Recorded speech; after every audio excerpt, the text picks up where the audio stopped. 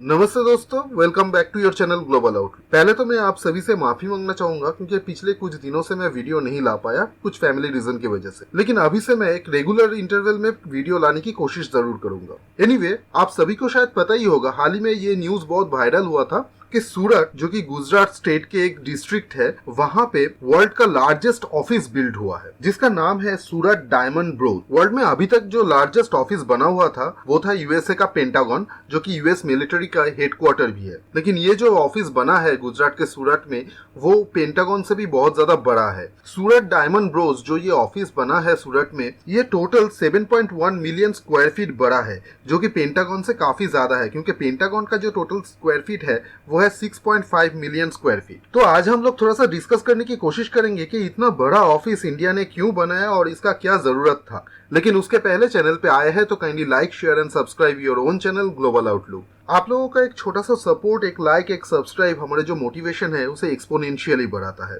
Anyway, let's jump into the topic. Gujarat के सूरत में India का जो लार्जेस्ट ऑफिस है, इंडिया क्यों बोल रहा हूँ, वर्ल्ड का जो लार्जेस्ट ऑफिस है वो बिल्ड किया गया है, जिसका नाम है सूरत डायमंड ब्रोज। इसका टोटल साइज जो है वो स्क्वायर फीट में 7.1 मिलियन स्क्वायर फीट का है और इसको बनाने के लिए टोटल जो कॉस्ट आया है वो करीबन $3.88 मिलियन का आया है। अगर इंडियन रुपीस में इसको कैलकुलेट करें तो 3000 करोड़ रुपीस के करीब खर्च हुआ है यहाँ पे। देखिए, इंडिया का जो डायमंड इंडस्ट्री है वो काफी बड़ा है, लगभग 26 to 27 बिलियन डॉलर का डायमंड इंडस्ट्री है इंडिया में। हालांकि इंडिया में डायमंड उतना खास प्रोड्यूस नहीं होता है। एंशिएंट टाइम में इंडिया ही एकमात्र सोर्स था जहां से डायमंड प्रोड्यूस होता था और जितना भी आपको वैल्यूएबल डायमंड वर्ल्ड में मिलेगा वो कहीं ना कहीं इंडिया से ही प्रोड्यूस किया हुआ है, जैसे कि कोहिनूर। लेकिन अभी मेजर प्रोडक्शन जो डायमंड का होता है वो होता है रशिया, कनाडा और अफ्रीकन कंट्रीज से।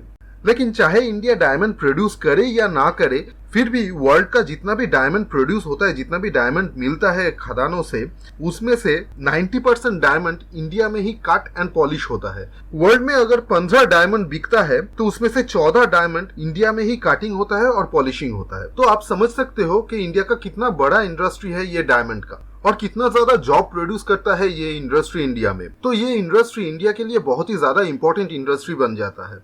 तो इसी वजह से इंडियन गवर्नमेंट ने ये फैसला किया था कि एक डायमंड का ट्रेडिंग सेंटर भी बनना चाहिए इंडिया में। हालांकि इंडिया के पास ऑलरेडी एक डायमंड ट्रेडिंग सेंटर है जिसे भारत डायमंड बोर्ड्स कहा जाता है। बोर्ड्स मतलब एक ट्रेडिंग सेंटर होता है, जैसे कि ज्यादातर स्टॉक मार्केट को बोर्ड्स बोला जाता है, लेकिन एक्चुअली में बोर्ड्स का मतलब एक ट्रेडिंग सेंटर होता है जहां पे कुछ भी ट्रेड होता है। लेकिन यहाँ पे डायमंड ट्रेडिंग के लिए ये ऑफिस बनाया गया है तो इसीलिए इसको बोर्ड्स बोला जा रहा है, डायमंड बोर्ड्स। तो इंडिया के पास ऑलरेडी एक डायमंड बोर्ड्स है जिसे बोला जाता है भारत डायमंड बोर्ड्स और वो अपने आप में बहुत ही बड़ा है, वो वर्ल्ड का सबसे बड़ा डायमंड बोर्ड्स है। लेकिन यहाँ पे एक जियोग्राफिकल प्रॉब्लम था कि ज्यादातर जो डायमंड के काटिंग और पॉलिशिंग होता है वो होता है गुजरात के सूरत में, लेकिन वहां से मुंबई का जो बोर्ड्स है, भारत डायमंड बोर्ड्स, उसका जो डिस्टेंस है वो है लगभग 280 किलोमीटर्स का। तो यहाँ पे बहुत ही ज्यादा प्रॉब्लम आता था कि ये इतना दूर एक डायमंड बोर्ड्स, एक ट्रेडिंग सेंटर हो और जहाँ पे एक्चुअल काम हो रहा है, जो काटिंग और पॉलिशिंग का काम है, वो हो रहा है दूसरे किसी स्टेट जो ट्रेडिंग बोर्ड से लगभग 280 किलोमीटर्स के डिस्टेंस पे है। तो ये प्रॉब्लम के चलते इंडियन गवर्नमेंट ने सोचा था क्यों ना सूरत में एक ऑफिस बनाया जाए, एक लार्जेस्ट ऑफिस जो डायमंड के ट्रेडिंग को लेके ही डेडिकेटेड होगा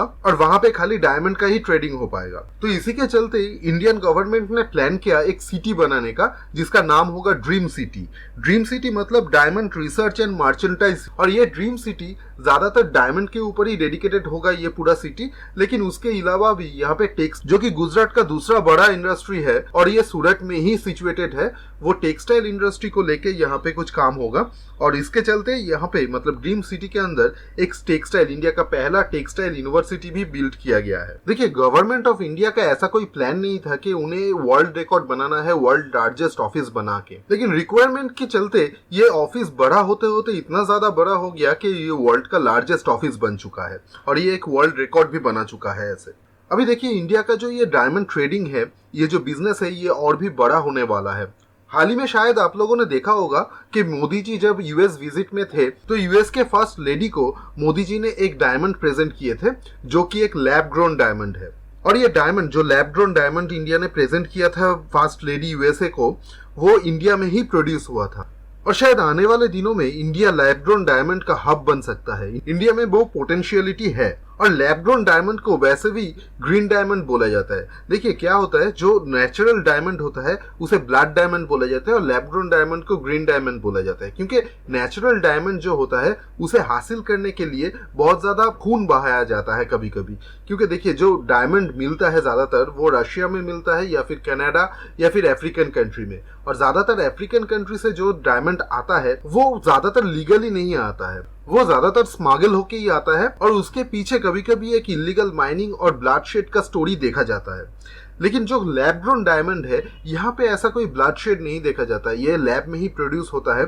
और जो नेचुरल डायमंड है और लैब ग्रोन डायमंड के बीच शायद ही आपको कोई डिफरेंस पता चले, क्योंकि लैब ग्रोन डायमंड और नेचुरल डायमंड का जो स्ट्रेंथ है वो एक समान ही होता है और बाकी सारे प्रॉपर्टीज डायमंड की जैसे ही होता है लैब ग्रोन डायमंड में। तो नेचुरल डायमंड और लैब ग्रोन डायमंड के बीच वैसे कोई खास डिफरेंस होता नहीं है। और इंडिया के पास ये लैब ग्रोन डायमंड का टेक्नोलॉजी अभी मौजूद है और इंडिया प्रोड्यूस भी कर रहा है लैब ग्रोन डायमंड। तो आने वाले कुछ सालों में शायद आप लोग देख सकते हो कि इंडिया एक बहुत बड़ा एक्सपोर्टर के रूप में आ सकता है लैब ग्रोन डायमंड का। इंडिया से बहुत सारा डायमंड जो कि मेजरली लैब ग्रोन डायमंड होगा वो इंडिया एक्सपोर्ट कर सकता है आने वाले कुछ सालों में। तो ये सारे बात दिमाग में रखते हुए ये जो ऑफिस है, ये जो सूरत डायमंड बोर्ड्स है, इसे बनाने की डिसीजन लिया गया था इंडियन गवर्नमेंट के द्वारा। और ये जो गिफ्ट सिटी बन रहा है सूरत में, जहाँ पे ये लार्जेस्ट ऑफिस, ये जो सूरत डायमंड बोर्ड्स है ये बनाया गया है, ये लगभग 2000 एकड़ के ऊपर फैला हुआ है। तो आने वाले दिनों में हम यहाँ पे देख सकते हैं कि ये पूरा एक डायमंड सिटी बन जाएगा, कि यहाँ पे तो एक ट्रेडिंग सेंटर हो ही गया है, बोर्ड्स जो बोला जाता है, और उसको बेस करके उसके चारों तरफ इन फ्यूचर आप देख पाओगे कि डायमंड का जितना भी काटिंग पॉलिशिंग इंडस्ट्री है वो ये गिफ्ट सिटी में ही आना शुरू हो जाएगा।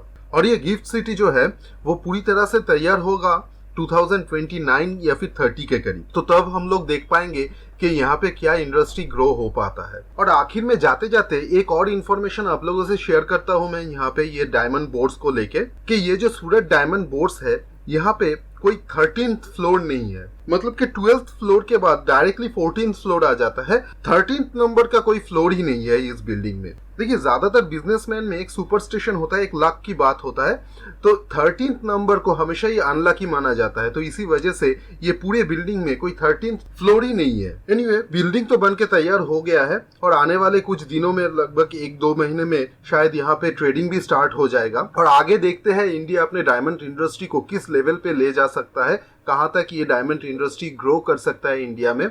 आप लोग भी अपना राय कमेंट सेक्शन में बताइए मुझे।